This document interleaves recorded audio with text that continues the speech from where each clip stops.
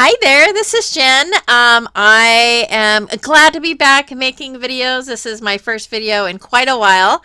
And uh, I had a lot of fun making this. I've missed it a lot. I've had some other things going on. I also have a little shop that I opened, which is this video is going to show some of those products that I have in my shop. But it's just a fun video. I had a lot of fun. I wanted to make these cactus cards using these dies, and so that's what we're going to do today. We're going to make 3 cards using a little bit of this paper from Kaisercraft. This is 6.5 by 6.5, and it's called, let's see, it's called Greenhouse. And then there are these dies from Darice. This is called Potted Cacti. And there are 4 dies, and I've gone ahead and started out by just cutting a few of these dies from some paper from my stash. The items in this video that are in my shop are going to be the paper pad from Kaisercraft, and of course the dies that we're using throughout the video.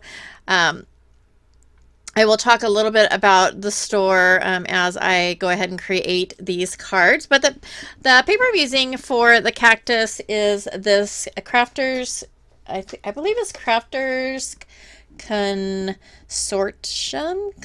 I don't know how to say that word, but it is the paper name is Botany Boutique paper. Of course, you can use whatever supplies you have on hand. I just thought all these papers coordinated really well together and fit into what I wanted for these cacti, and so that's why I went ahead and pulled this paper out. On all of the papers that are in paper pads, I really love that format of paper rather than loose cardstock, because you can just cut pieces out and then you don't have a bunch of extra little scraps that I've become used to throwing away little scraps of paper and not keeping them, but still there are scraps, and it just makes it easier to kind of keep more of that paper and not have to worry about wasting anything. So right now I'm just going to go ahead and take some of those papers and cut out the pots. These dies are all one piece, so it's not going to cut out a piece for the pot separately and a piece for the flowers. And so I'm going to go ahead and take these papers, and I'm just running through the bottom portion of the cacti, so just the pots, and then 2 of the cactus have flowers on top, and I will do the same with those as well. I'll just go ahead and lay just that portion of the die on my paper, and then if I have any extra to trim off, I'll just go ahead and take my scissors and trim off any extra of that pot. But to jazz these papers up a little bit, I'm going to take a little bit of ink and go over these just to add a little bit of shading. It's very subtle. And the inks that I'm using are the Wendy Vecchi inks. I don't think these are available. I don't think they actually were on the market for very long. I like them. I like the colors, and they were close by. And so this is what I grabbed. But these are dye-based ink. You can use any ink that you would like. And then after I've done all of my inking of those papers, I'm just going to take a little bit of liquid adhesive, and then I'll start adding the pots to each of the cactus that they belong to. So I'm going to go ahead and do that. And these dies have some embossing on them. It's very hard to see except for the kind of long skinny cactus. You can see it really well. These others, you can't see it too well, and I didn't bother. I just die cut the pieces out. I didn't bother to go back and do like a dry emboss with the dies, which would have made the little decorations on the cactus a little more prominent, but I was fine with not really being able to see those that well. If you have a piece of white cardstock and you're going over it with ink, it might be a little bit easier, but still probably be, if you want those to show, it'd probably be a good idea to go ahead and do a little bit of dry embossing so that those details on the cactus are more visible. And once I'm done putting all the cactus together, I'm going to go ahead and take a die set from my stash. This is the Spellbinders Essential Modern Ovals, and I've just taken 2 of those and stacked them to make a little bit of a border. I'm using some cardstock from my stash to make this little window for this cactus, and then I'm going to take a white piece of paper and take another die that's slightly smaller than my oval frame, and I'll cut that out, and that's going to be the background. And I had paused my camera and forgot to turn it back on, but basically all I did was I ink blended a background, kind of like a sunset background with some distress oxides, and I have already gone ahead and put that together. I apologize for that, but I'm going to go ahead and put this card together. So I'm using a brown piece of cardstock for my base. That's 4 1/4 by 5 1/2. The white piece of paper is slightly smaller. It's 4 by 5 1/4. And I'm just going to go ahead and take my cactus piece, and that will be adhered to the middle of the card.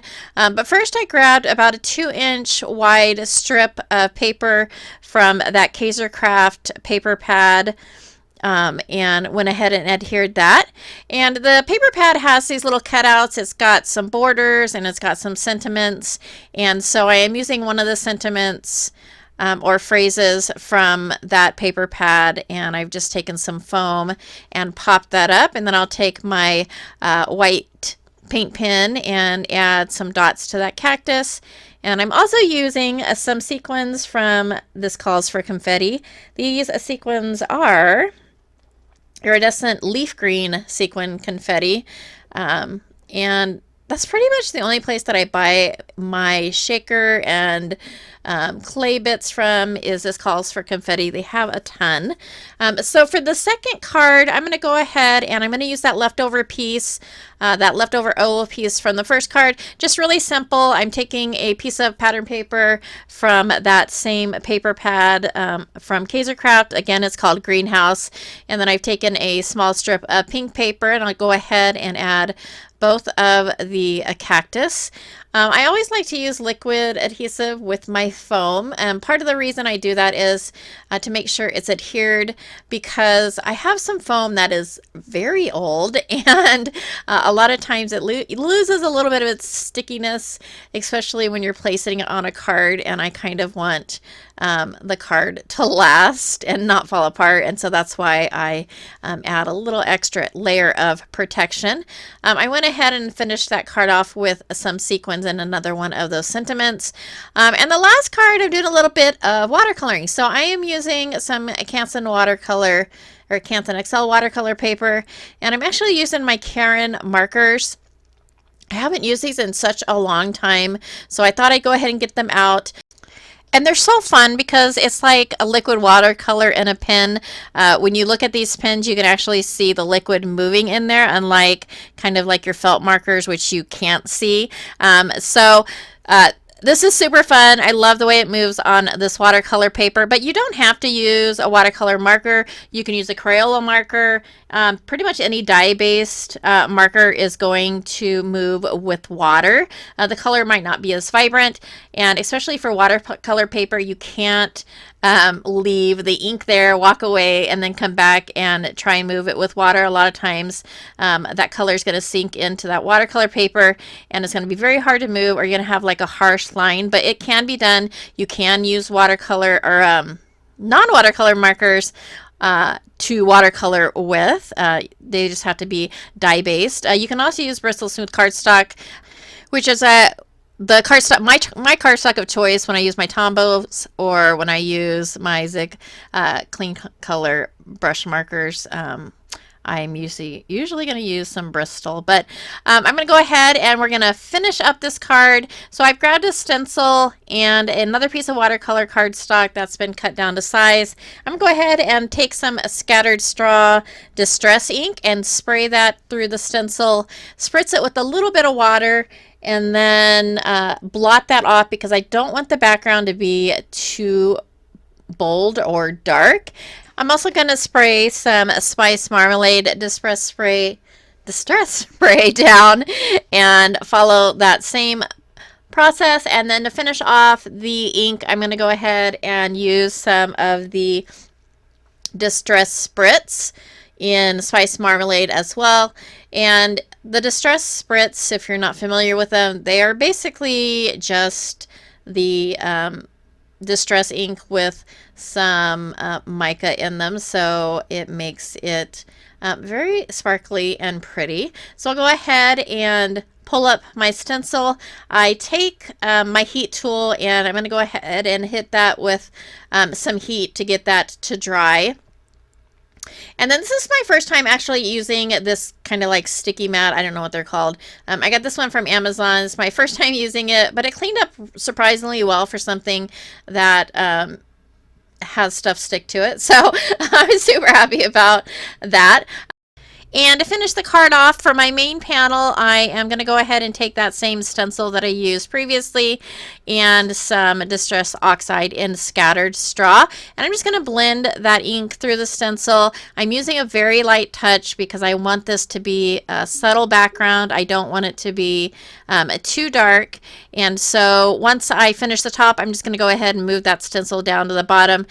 Because this is a 5x7 card, I don't know if I mentioned that, but it is a little bit of a bigger card. I wanted to fit all 3 of the cactus. I actually don't use that 4th one. I don't think it belonged with those others. And so I'm going to go ahead and use a bigger card size. So again, this is a 5x7 card.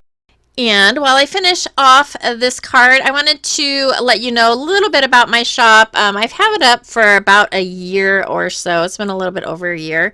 And it is a mixture of gently used items as well as brand new items. And by brand new, what I mean is most of the items that are brand new and never used are items that have been discontinued or no longer in stock. And so you can get some really good deals on some stuff that's brand new. There's lots of dies and other card making and scrapbooking supplies.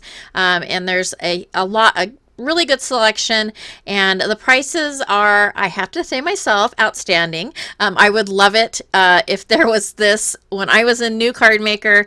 So I hope you check it out, but if not, I hope this video inspires you to create and maybe gave you some ideas on some different techniques. But I thank you so much for spending some time with me today. I'm so happy to be back making videos. Oh, and I forgot to mention, if you do shop at my shop, you can use the code GEN10 and get 10% off your total order. So thanks so much for joining me today, and I hope to see you